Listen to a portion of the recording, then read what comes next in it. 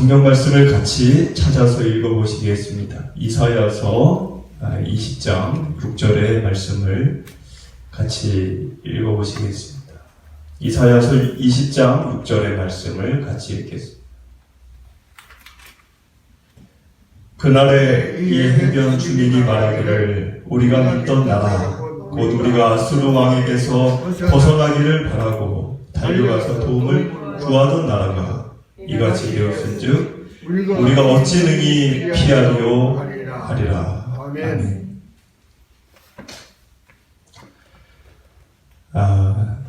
이 좋은 10월의 계절, 여러분들 마음이 더 깊어지고 많은 것들이 성숙해지는 이 계절, 여러분들의 신앙도 생각도 더 성숙되어지시기를 축복을 드리겠습니다.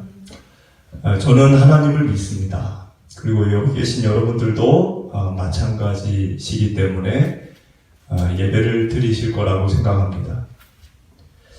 그러면 하나님을 믿는다, 여러분들이 하나님을 믿는다라고 생각을 할 때 하나님을 믿는다는 것은 무엇을 말하는 것일까요? 그 점에서 우리가 좀 생각해 보기를 원합니다. 내가 하나님을 믿는다. 하나님을 믿는다는 것은 첫 번째는 하나님의 존재를 믿는 것입니다. 하나님의 존재를 믿는다는 것은 어떤 의미를 내포하고 있냐면 하나님을 살아계신 분으로 믿는다는 것입니다. 어디 책 속에 있는 분, 옛날 이야기 속에 머물러 있는 하나님이 아니라 이제도 계시고 전에도 계셨으며 장차 오실 그 하나님을 믿는 것입니다. 우리가 하나님을 이렇게 믿는다는 것은 내가 하나님을 믿는다. 그 말은 평범해 보이는 말처럼 보여지지만 대단한 일 같지 않아 보일 수도 있지만 생각해보면 사실은 대단한 일입니다. 왜냐하면 살아보면 알지만 우리가 세상에 나가서 이 사람 저 사람 많은 분들을 만나보면 하나님을 믿지 않는 분들이 더 많다는 걸 압니다. 그걸 알게 됩니다. 그 많은 사람들 중에 여기 있는 나라고 하는 사람이 하나님을 믿게 되어졌다. 그것은 특별한 일이고 그것은 생각해보면 감사한 일인 것입니다. 하나님의 존재하심을 믿는다. 그리고 또 하나 더 나아가 그 살아계신 하나님이 내가 보고 만지는 이 모든 세상, 그리고 내가 볼 수 없는 세상. 여러분들 우주를 가보셨나요? 우주를 우리가 본 적이 없죠. 그런 것까지 하나님은 다 창조하신 분인 것을 믿는 것입니다. 그 이야기는 무엇을 의미하는 거냐면 여기 있는 나도 만드셨고 우주도 만드셨다. 그것은 하나님은 그만큼 전능하시다라는 것을 내포하고 있는 것입니다. 그러니까 하나님을 믿는다는 것은 하나님의 살아계심, 그리고 하나님의 전능하신 그 능력, 그것을 믿는 것입니다. 근데 지금 제가 얘기한 이거보다 더 중요한 게 있습니다. 믿는다라고 하는 것이 하나님의 살아계심도 믿겠고 하나님의 능력도 믿지만 제일 중요한 건 뭐냐면 하나님 그분의 말씀은 옳다라고 하는 것을 믿는 것입니다. 그 얘기는 다른 말로 얘기하면 하나님의 말씀을 믿는 것입니다. 기독교 신앙에서 가장 중요한 것은 하나님의 말씀을 믿는 것입니다. 이 믿는다라고 하는 거, 하나님의 말씀을 믿는다. 그것은 머리로 내가 알고 있는 걸 얘기하는 게 아닙니다. 공부를 많이 하고 책을 많이 읽으면 성경에 대해서 많이 알 수 있습니다. 그것이 믿는 것이냐? 그거는 아니라는 것이죠. 하나님의 말씀을 믿는다는 것은 머리로 아는 것을 말하는 게 아니라 옳다라고 내가 여겼으면 이것이 옳다, 이것이 맞다라고 내가 여기게 되어졌으면 그대로 살아야 됩니다. 근데 내가 옳다라고 여겼는데 내가 그렇게는 살지 않는다. 그것은 온전한 믿음에 이르지 못한, 아직은 미숙한 그 상태라고 볼 수 있습니다. 그래서 지금 제가 얘기한 하나님의 존재하심, 그분의 전능하심, 그리고 그분의 말씀은 늘 옳다는 것을 믿는 것, 이것이 내가 하나님을 믿는다 라는 의미 안에 들어가 있는 것입니다. 그런데 우리가 그렇게 하나님을 믿고 살아갈 때 우리를 흔드는 일들이 있습니다. 더는 하나님이 믿어지지 않게 하는 일들. 그 일이 어떤 일이냐면 살다가 아주 어려운 일을 겪을 때예요. 여기 시편 121편, 그거 좀 잘못 썼는데 121편 1절을 보시면 내가 산을 향하여 눈을 들리라 이렇게 되어 있죠. 여러분들 이 말을 많이, 이 구절을 많이 읽으셨을 거예요. 이 구절의 뜻이 뭔지 좀 깊이 생각해 보셨습니까? 내가 산을 향하여 눈을 들리라. 이게 무슨 말일까요? 이 말은 지금 내 앞에 내 힘으로는 해결할 수 없는 어마어마한 산과 같은, 큰 산과 같은 위기가, 문제가 지금 내 앞에 들이닥쳤다는 것을 얘기하는 것입니다. 근데 그 산과 같은, 어마어마한 산과 같은 문제가 지금 내 인생에 생긴 거예요. 발생한 거예요. 도무지 그걸 내가 해결할 수가 없어요. 근데 그때 이 글을 쓴 이 저자가 지금 뭐라고 고백을 합니까? 내가 산을 향하여 눈을 든다. 이렇게 얘기했다는 거예요. 제가 어릴 때 서울을 처음 갔을 때 시골에 살다가 서울의 아파트와 빌딩을 보고 놀래가지고 고개를 계속 위로 들고 다녔어요. 왜? 내가 시골에 살 때는 2층 이상 집들이 없었는데 서울을 가니까 뭐 육상 빌딩도 있고, 그러니까 자꾸 위를 보게 되는 거죠. 그러니까 내가 산을 향하여 눈을 든다는 거는 산 꼭대기를 보는 겁니다. 산 아래를 보는 게 아니에요. 그럼 산 꼭대기를 본다는 거는 지금 이 저자는 뭘 봤다는 거냐면, 아, 이 산이 이렇게 높구나. 지금 내가 갖고 있는 문제가 이렇게 어마어마한 문제라는 걸 봤다는 거예요. 오를 수 없어요. 그 산을 넘을 수 없습니다. 근데 이 사람이 거기서 좌절을 한 게 아니라 가만히 생각을 했어요. 그래, 내가 이 산을 넘을 수는 없지. 내 능력으로.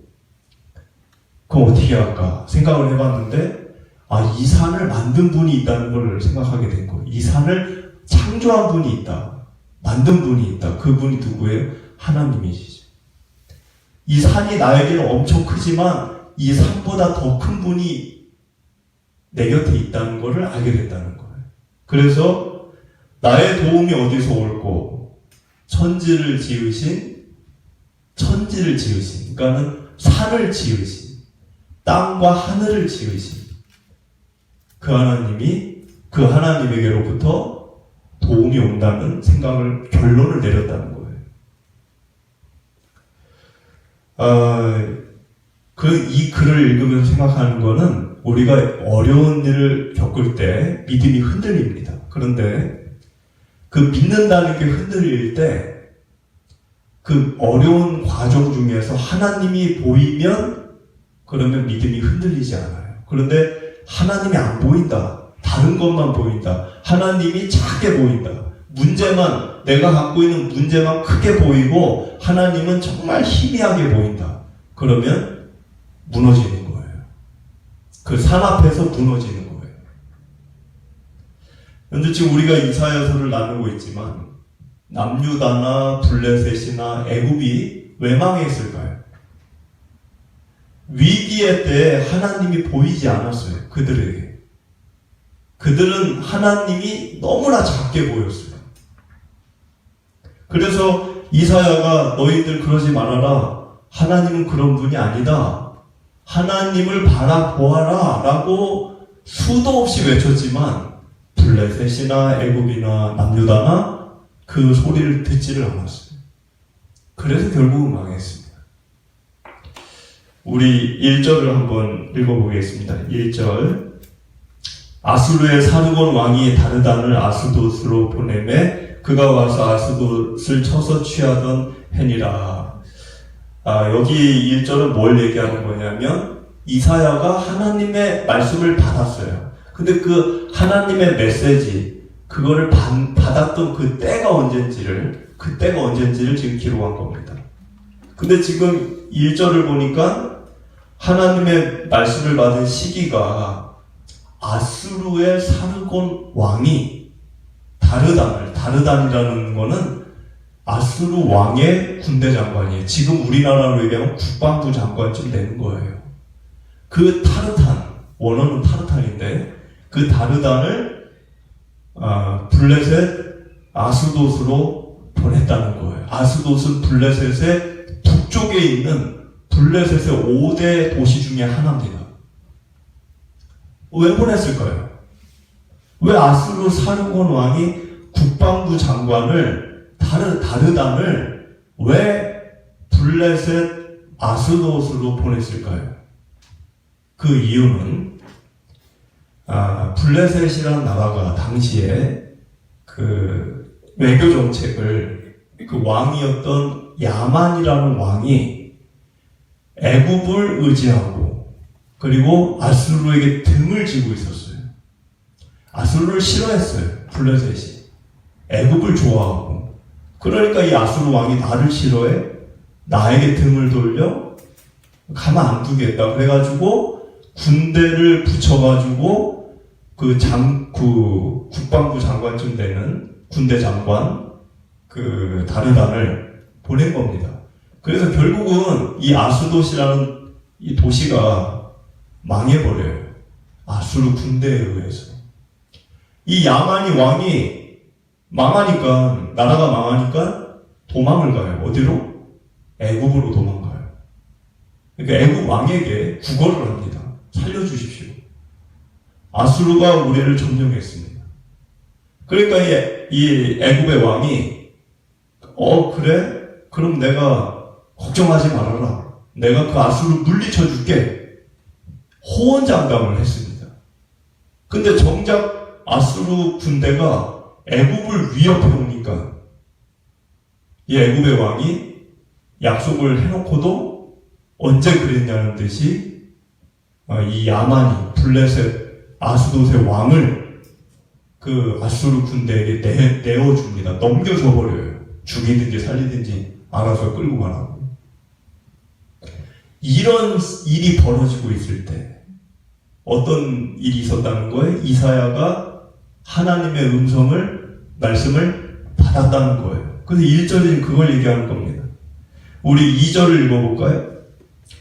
그때 여호와께서 아모스의 아들 이사야에게 말씀하여 이르시되, 그때 이러한 일이 벌어질 때 이사야에게 하나님이 말씀을 해줬다는 거예요. 어떤 말씀을 했을까요? 지금 뒤에 보면 내 허리에서 배를 끌고 내 발에서 신을 벗을지니라 하심에 그가 그대로 하여 벗은 몸과 벗은 발로 다니니라. 여러분들 이게 무슨 내용이죠? 하나님이 말씀을 이사야에게 주었는데 여기 보니까 내 허리에서 배를 끌고라는 말은 풀어헤치다. 그럼 배라고 하는 건 뭘까요? 배는 배로 만든 허리띠. 이 당시는 배로 허리띠를 만들었어요. 지금 여러분들은 가죽 협띠를 착용할지 모르겠지만, 근데 그 허리띠를 풀으라는 거예요. 그러면 옷이 어떻게 될까요? 벗겨지겠죠.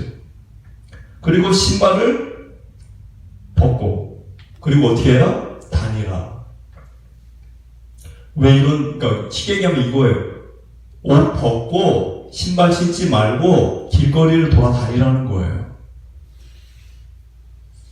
왜 이런 걸 시켰을까요, 하나님?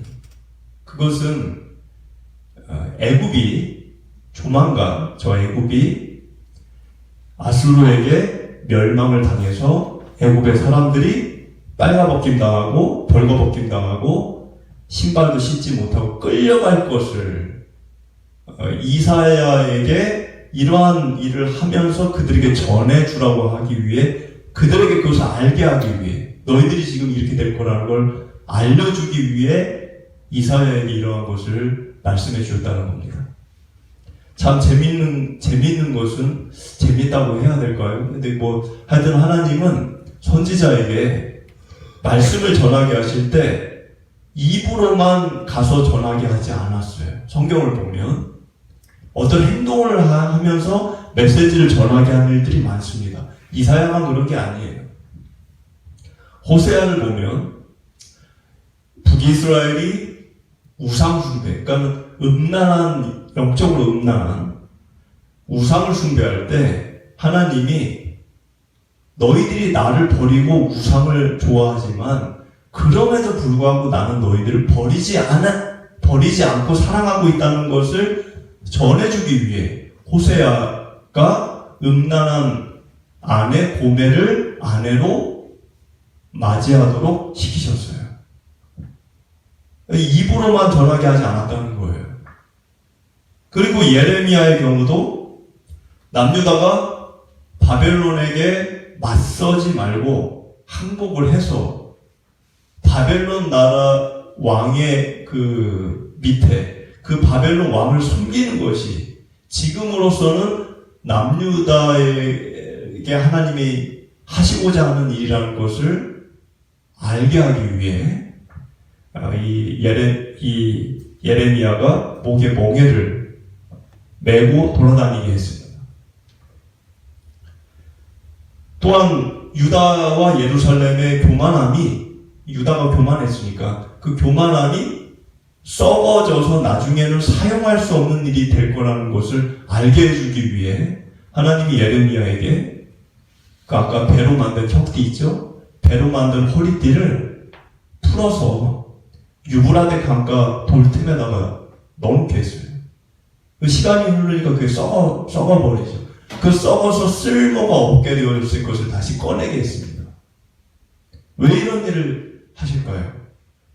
메시지를 그렇게 전하는 거예요, 지금 하나님. 에스겔도 보면 남유다가 받을 심판을 그들에게 전해주기 위해 에스겔이 삭도로 머리칼과 수염을 잘라냈습니다.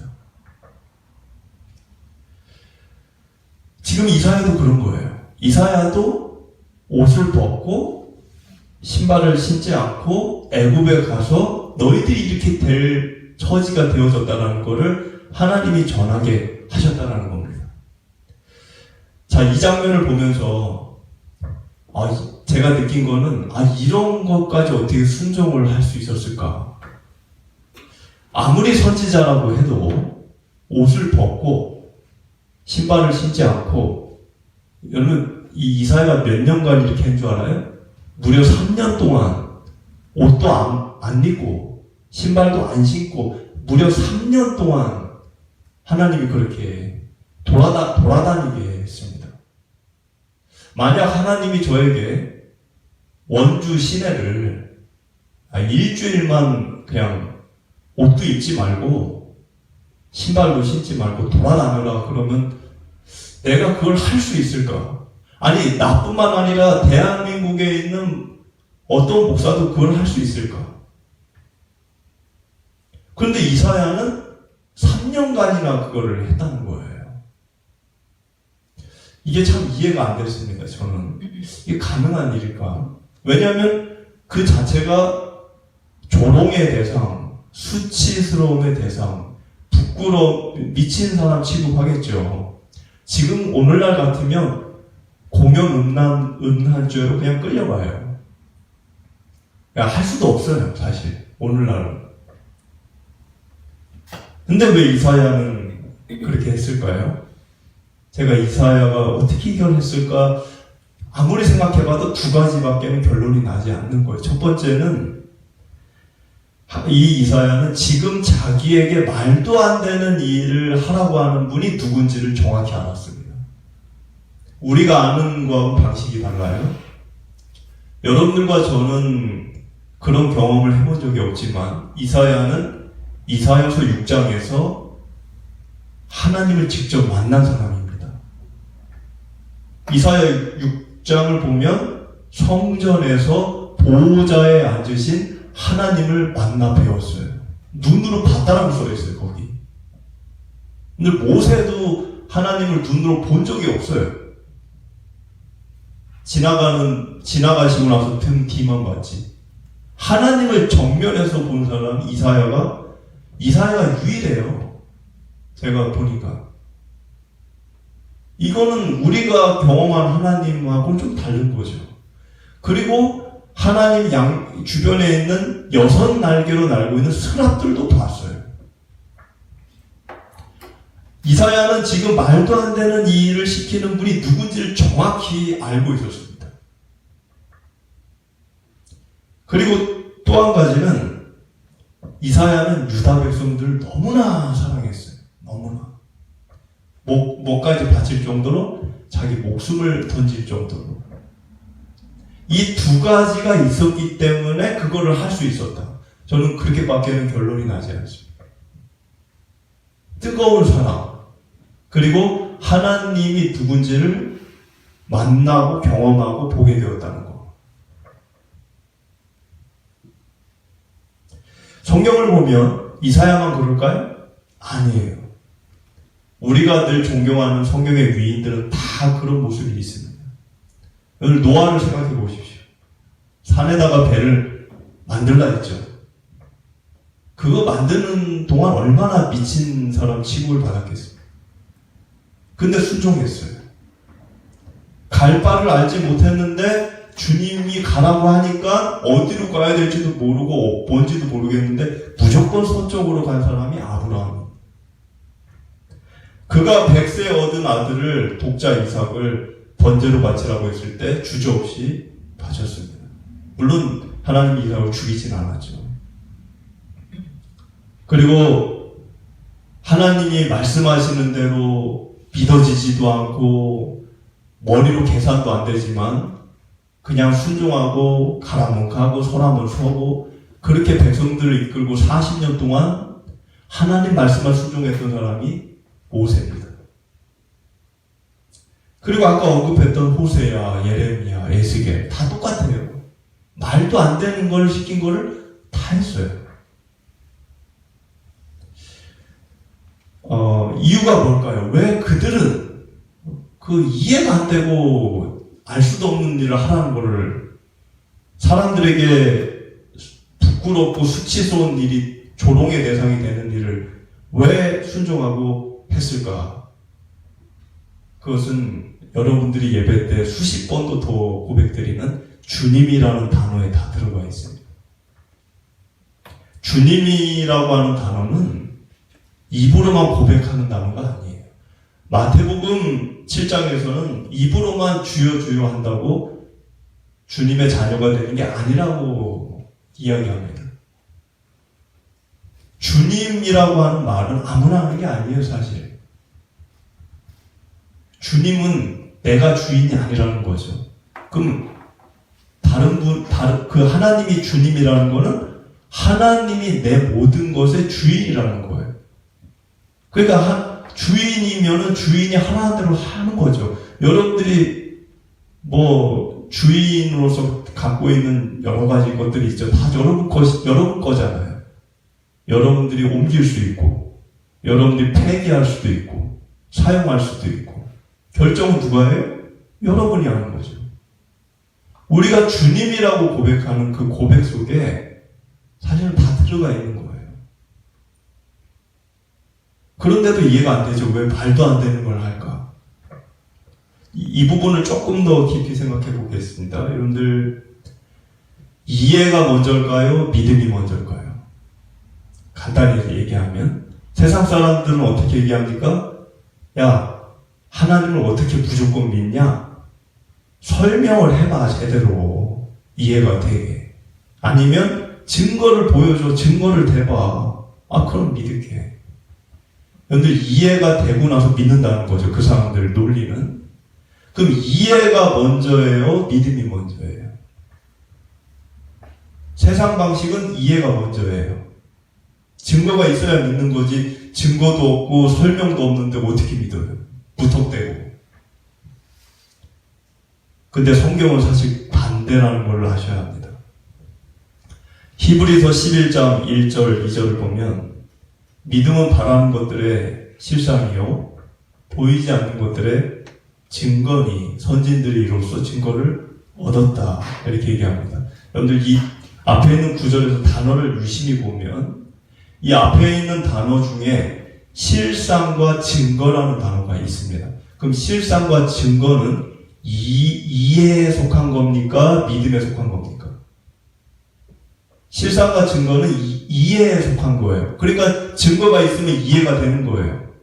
판사가 증거를 검사가 제출을 하면 이해가 되니까 믿는 거죠. 아, 그 증거를 보니까 이해도 되고 믿음이 가네. 이렇게 되는 거죠. 그러니까 실상과 증거라고 하는 거는 이해에 속한 거예요. 그런데 히브리서 11장 1절에 지금 이야기는 뭐냐면 먼저는 믿음을 심으니까 그 뒤에 결과가 나왔다는 거예요. 그 결과가 뭐예요? 그 뒤에 나온 결과가 실상과 증거라는 결과가 나왔다는 거예요. 믿음의 선진들이 다 이 길을 갔다는 거예요. 그러니까 성경은 좀 세상과는 좀 반대로 거꾸로죠. 먼저가 믿음이라는 거예요. 먼저 믿음을 심으면 그 다음에 실상과 증거의 결과를 얻게 된다는 거예요. 예를 들어볼까요? 오늘 노아를 보면 아까 제가 노아 얘기했지만 노아가 하나님이 산에다가 배를 지으라고 했어요. 그 이해가 안 되는 일이죠. 바다도 아니고 강도 아니고 산에다가 여러분들 치악산에다가 배 지으라고 그러면 그 이해가 되는 일입니까? 근데 이해도 안 되고 증거도 없는데 노아가 믿었어요, 하나님을. 그래서 배를 지었어요. 그랬더니 나중에 뭐가 나타났어요? 나중에 실상과 증거가 온 거예요. 홍수가 내리는 걸 봤습니다. 아브라함 본토 친척 아비 집을 떠나라 했죠. 어디로 갈지를 모르겠는 거예요. 하늘의 무별을 보면서 이 아브라함에게 이 무별을 우러러 보아라. 너의 자손이 이와 같을 것이다.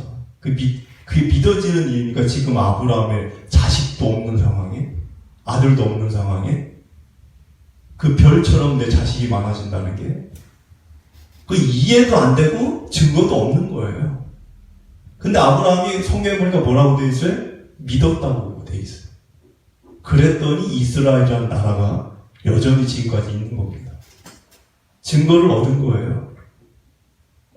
모세 가라 전해라 내 백성을 내보내라 라고 전해라 파라오에게.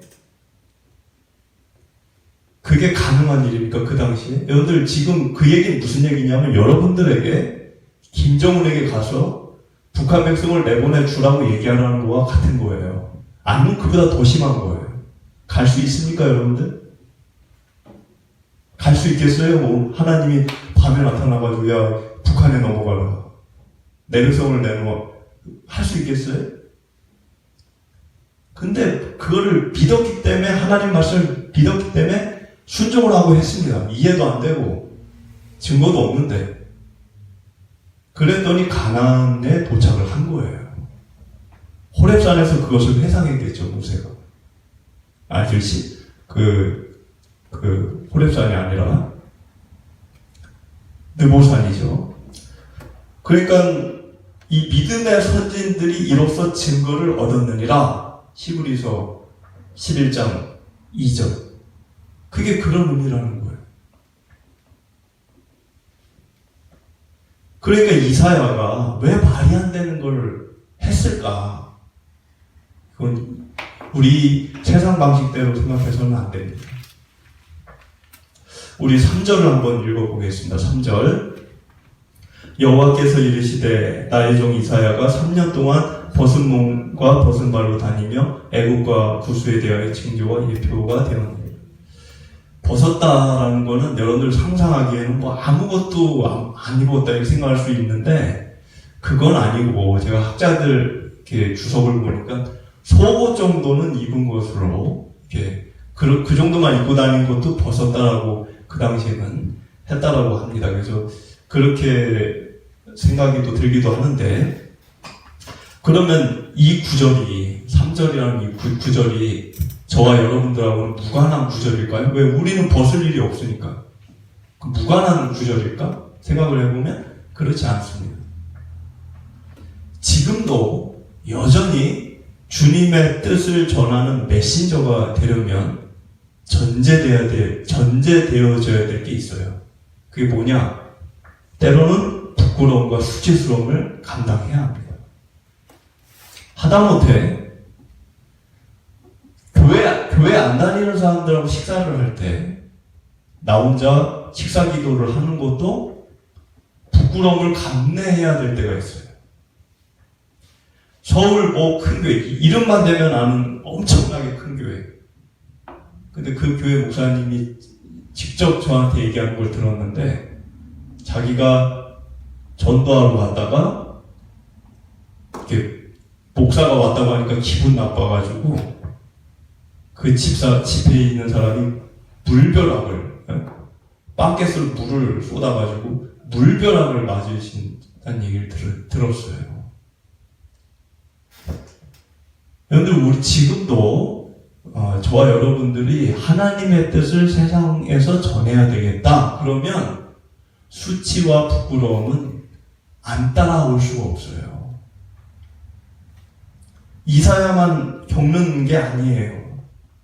만약 주님을 믿는다면서도, 내가 주님을 사랑한다고 하면서도 주님의 뜻을 전하는 일이 부끄럽고 수치스러워서 하지 않는다면, 예수님이 십자가에서 벌거벗김을 당하고 조롱을 당하고 치뱉음을 당하고 매를 맞고 그 일이 나를 구하기 위한 일이라는 것을 내가 믿지 못하는 일이 되어져 버릴 수도 있습니다.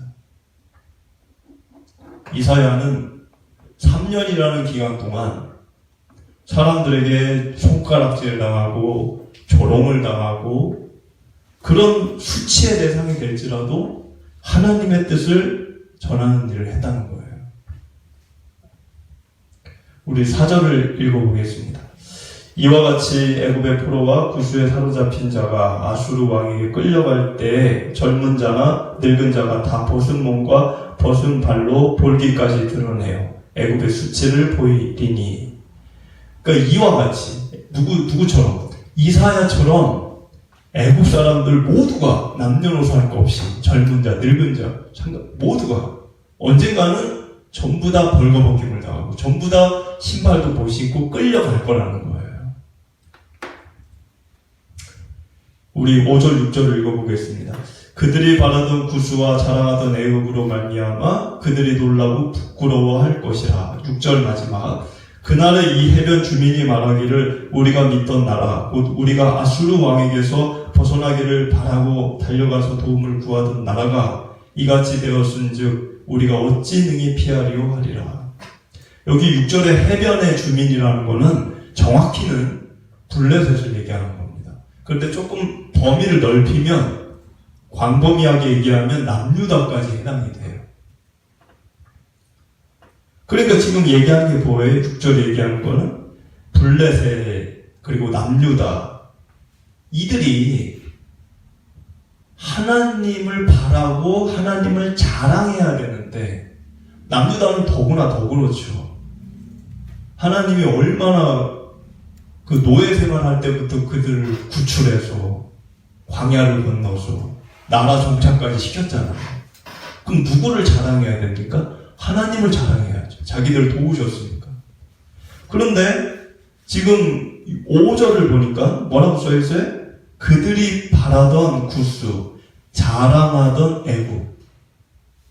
하나님을 바라고 자랑하지 않고 다른 거를 바라보고 자랑했다는 거예요. 그게 그들의 패망의 원인입니다. 우리는 안 그럴까요? 여러분들이 바라고 자랑하는 게 솔직히 뭡니까? 무엇을 자랑하십니까? 자랑. 무엇을 늘 꿈꾸고 바라보고 염원하고 준비하고 이루려고 노력하십니까? 우리라고 뭐 다를까요? 그것이 나의 과거의 행적이었든 나의 과거의 경력이었든 지금의 성공이든 내가 지금 누리고 있는 소유와 부와 명예이든 하나님이 아닌 다른 것을 우리도 얼마든지 바라고 자랑하는 일이 있을 수 있다는 것입니다. 그런데 블레셋처럼 남유다 사람들처럼 그렇게 하나님을 바라보고 자랑하지 않고 세상에 있는 것을 세상 사람들처럼 자랑하고 바라보고 그러면 우리도 언젠가는 애굽과 같은 애굽이 겪은 어려움 여기 지금 보니까는 5절에 자랑하던 그것에 의해 놀라게 되고 자랑하던 그것에 의해 그들이 부끄럽게 될 거라고 기록이 되어 있죠. 내가 자랑했던 것 때문에 내가 부끄러움을 당하는 일 그런 일이 벌어질 수 있다는 거예요. 왜 그럴까? 사람은 세상을 향해 눈을 돌리는 순간 하나님을 등지는 유혹을 어마어마하게 받습니다. 그 유혹을 어지간한 사람은 이겨낼 수가 없어요. 하나님을 등지면 망하는 거예요. 왜 그럴까?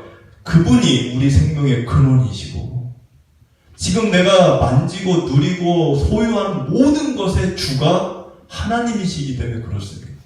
근데 그분을 등진다. 그분이 나에게 허락하고 주신 것만을 자랑하고 바라본다. 그럼 패망의 길을 걷는 거죠. 오늘 말씀을 통해 우리가 그 마음을 가슴에 깊이 새겼으면 좋겠습니다. 역사는 반복이에요. 하나님이 2700년 전에 이 사건을 굳이 우리에게 읽게 할 이유가 없습니다. 왜 읽게 할까요? 이 예배 시간에. 여전히 우리 동일하기 때문에 그렇습니다. 우리라고 다르지 않다는 거예요. 우리가 그것을 가슴에 깊이 되새기면서 이 좋은 10월의 계절을 하나님 안에서 지낼 수 있게 되기를 소원합니다.